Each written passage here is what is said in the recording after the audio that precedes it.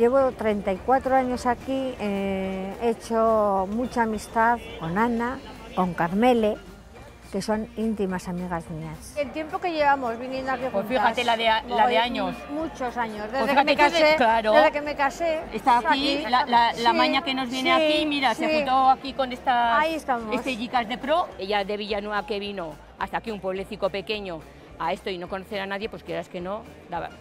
Oye, para eso estamos las personas, ¿no? Para abrirnos y para acoger a la gente. Es que es una amistad que para estos tiempos tienes que dar gracias.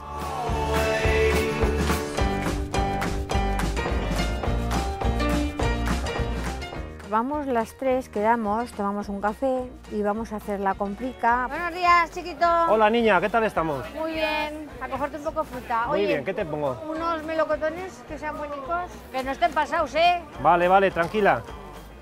Te renegaré. La conozco desde hace muchos años, es una muy buena clienta, viene todos los jueves a hacer la compra y nada, estoy encantado con ella.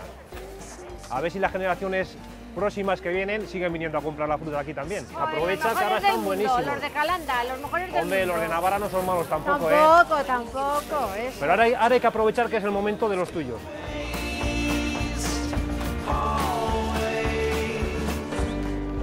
Cuando yo voy al mercado, a mí me conocen, llevo muchos años aquí, esto es grande, es una ciudad grande Estella, pero es un pueblo. Hola, buenos días, hombre, Carmen, Carmen La Maña.